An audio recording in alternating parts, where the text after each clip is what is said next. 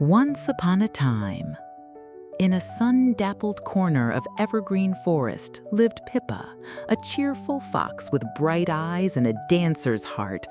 Her best friend was Marin, a wise old owl who had always been there, telling stories under moonlight, teaching Pippa about the stars, and tucking her tail around her to keep her warm.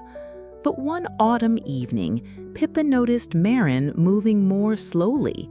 His songs were softer, his wings less sure. One night, in a hush of falling leaves, Marin spoke gently.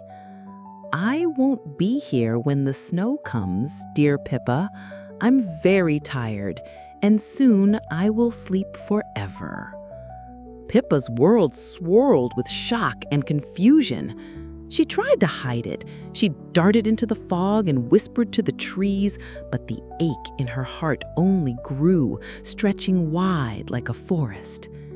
And yet, Marin came to her and said, "Come, let's make tonight our best one yet." So Pippa and Marin walked through golden fields, sang favorite songs together, and watched the moon rise high, painting their memories in silver.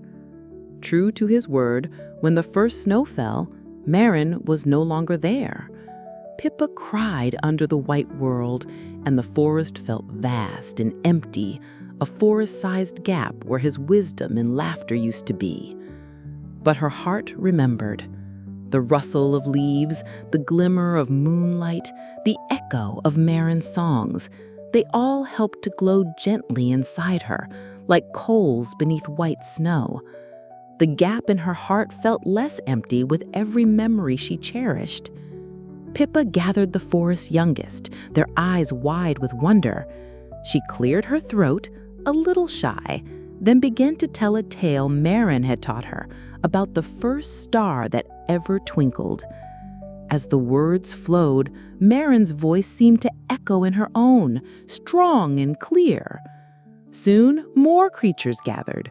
Squirrels chattered, rabbits twitched their noses, and even a grumpy badger paused to listen. Each story Pippa shared brought a little more of Marin's light back into the forest and a little more warmth into her heart. The forest-sized gap was still there, but now it felt like a space where new things could grow.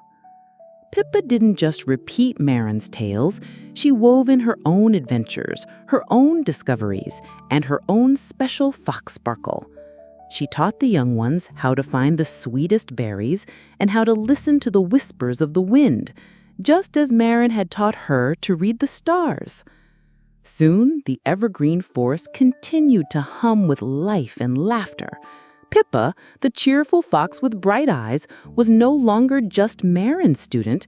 She was the forest's beloved storyteller and guide. And though she still looked up at the moon and missed her wise old friend, she knew his love and wisdom lived on, not just in her heart, but in every story shared, every lesson learned, and every new friendship that blossomed in the forest. The forest-sized gap had become a forest-sized bridge.